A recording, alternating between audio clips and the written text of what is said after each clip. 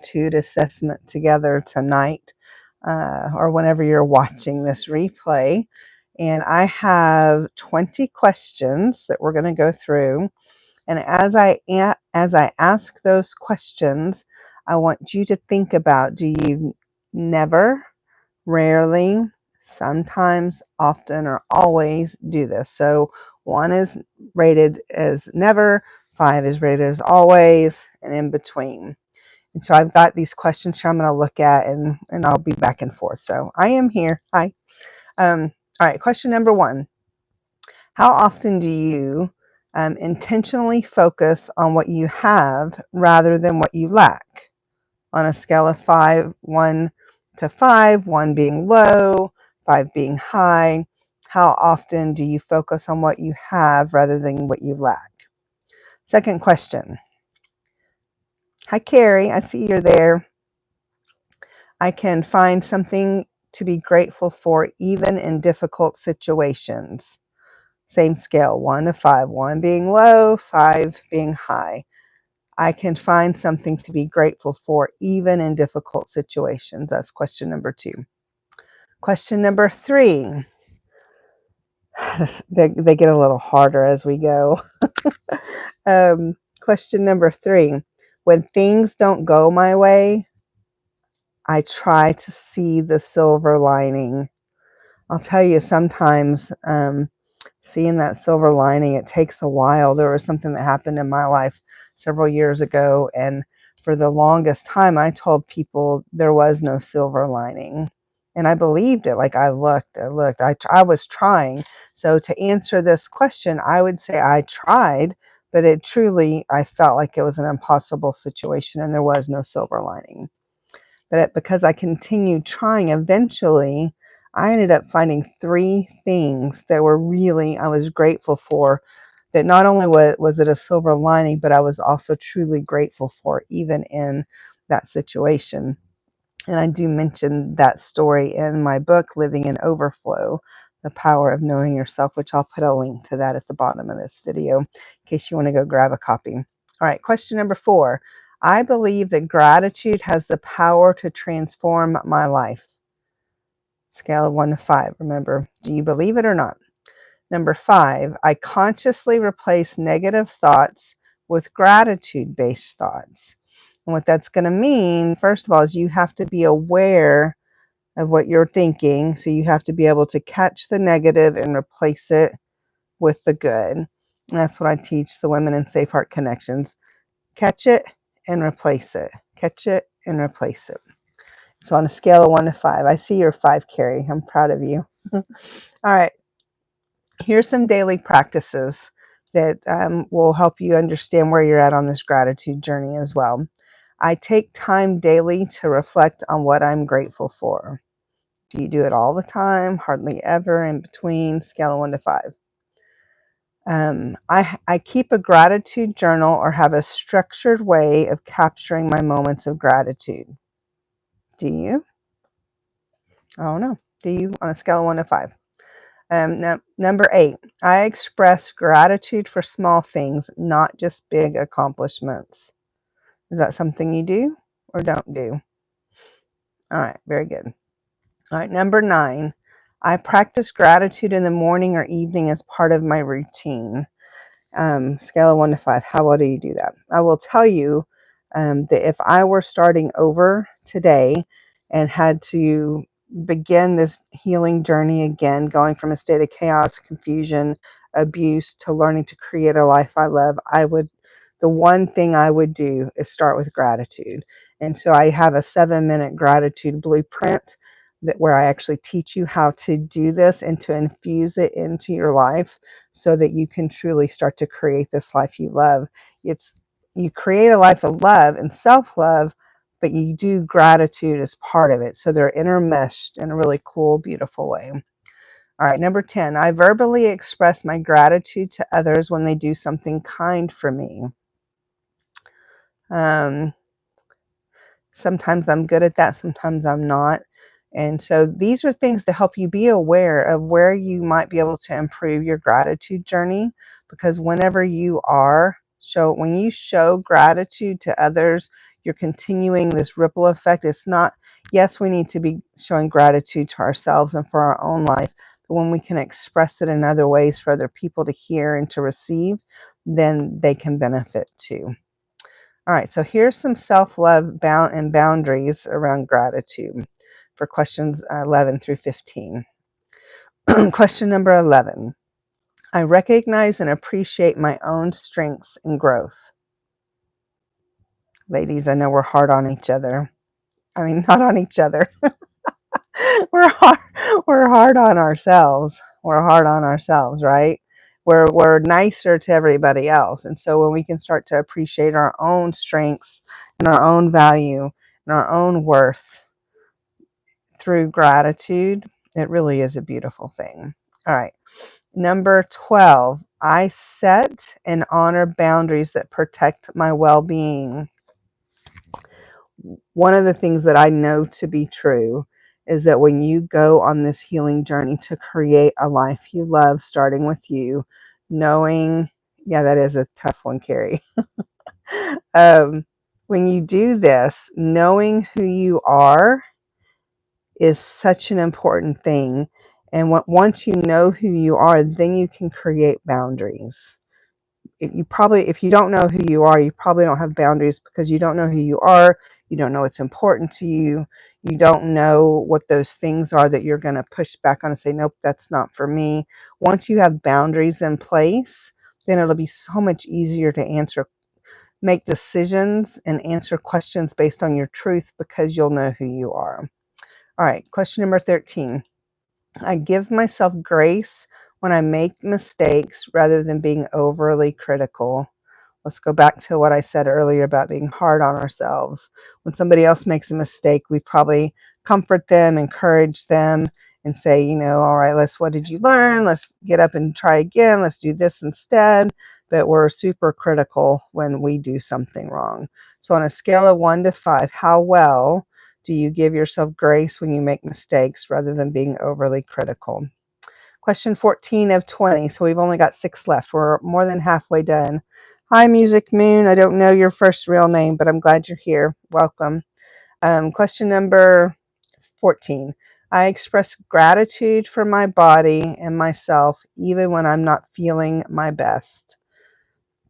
That's a hard one, but as you go on this journey to create a life you love and you find your worth and you know who you are, you'll be able to find gratitude even in the moments where you're not feeling so good or you're having a bad day.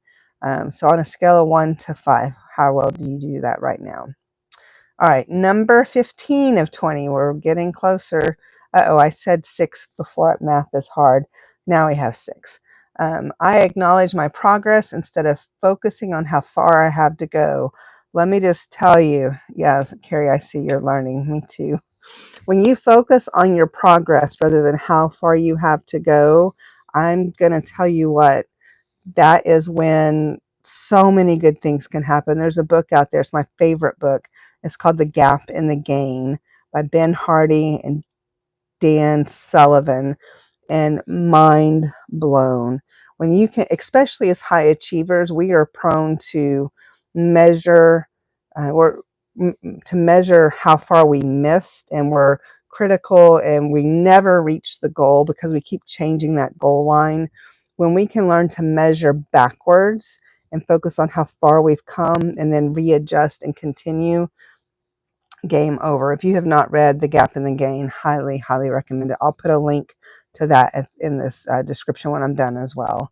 All right, question number 16. On a scale of 1 to 5, I express appreciation to my loved ones regularly.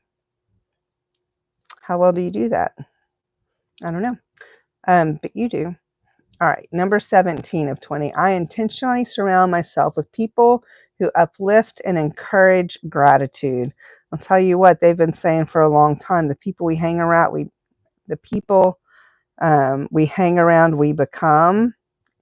We totally do. And so if you're surrounding yourself with a bunch of negative Nellies, and I don't know if Nellie was really negative all the time, why she got the bad rap, but if you're hanging around with people that are negative, you will, over a period of time, start to be like that. So if you want to be more grateful, hang around people that are more grateful. So on a scale of 1 to 5, right now, how well do you do that? You surround yourself with people who uplift and encourage gratitude. All right, question number 18 of 20. I use gratitude to strengthen my relationships by focusing on what I appreciate about others. I'll tell you, when we start to do the same thing, where we're not just showing gratitude and appreciation for ourselves, but we can do it for the people that we love, our relationships will get better. Because just take for an example, if I focus on all the things that my husband does wrong, all the negative things, because that's what I'm focused on, I'm going to see more of those things. If I focus on what he's doing right and the good job, and I'm encouraging him, not only will I see more of that, but then he will be encouraged to do more. So gratitude goes full circle around lots of things. Um, all right, question 19 of 20. So we're almost done. I show gratitude through acts of kindness or giving back to others. How well do you do it? On a scale of 1 to 5. I show gratitude through acts of kindness or giving back to others. And then number 20 of 20. And here's what, this is an important question. And for anybody that's ever been in any type of recovery program, usually the 12th step is about going out and spreading the word and to encourage others to live the life that they were supposed to have. And number 20 on this assessment is I encourage others to practice gratitude and share its benefits. That's part of what I do. I'm wanting to encourage women specifically, but men too. Men need gratitude. We all do. I'm just called to work with women. But are you encouraging other people that gratitude can change their life? I truly believe that if you focus on gratitude and you implement the 7-minute gratitude blueprint, which right now you can click through, it's on my YouTube channel. Right now you can get it for free. It's going to cost $7 in the next couple of weeks, but right now you can get it for free. So go through and click and get it. When you can learn to do that, your life is going to be better. Everybody's life around you is going to be better. There will be a ripple effect that you can't even imagine. And I know this to be true because I've seen it in my life and so many other women that are part of Safe Heart Connections. And so here's the thing. As you were thinking about your answers on scale 1 to 5, and maybe you don't have an exact number. I see Music Moon, you put in some answers. Carrie, you put in some answers. There's been some other people on here. I'm going to give you the range where it's going to say if you have this many points, this is kind of where you're at, and maybe what you could do to improve or start making a different choice in this regard. And so I'm going to start at the lower end. If you think you are around 20 to 39 points, and you would have up to 100 points.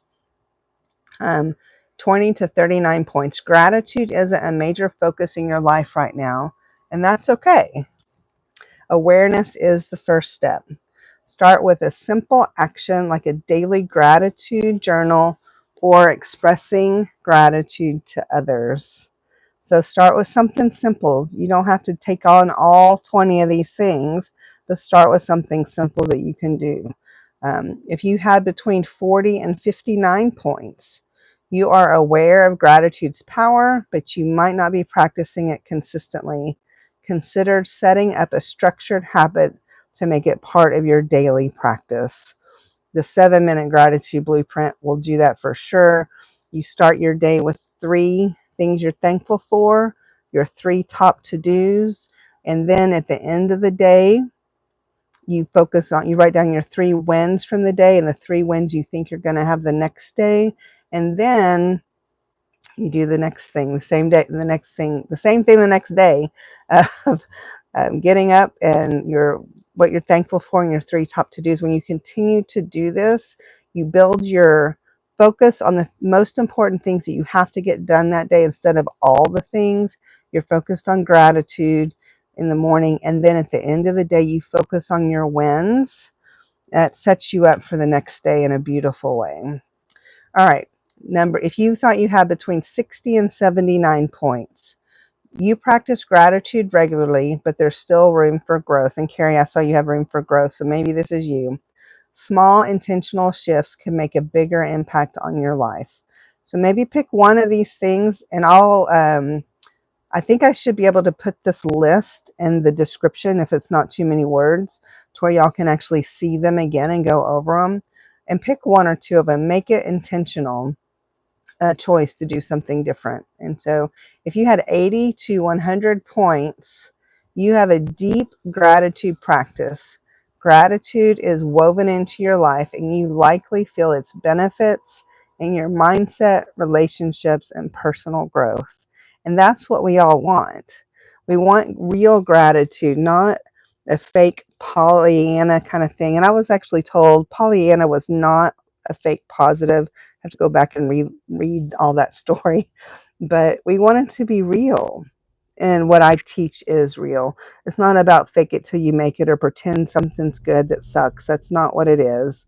It's about learning how to see and find gratitude in the moments, even when you don't think you can.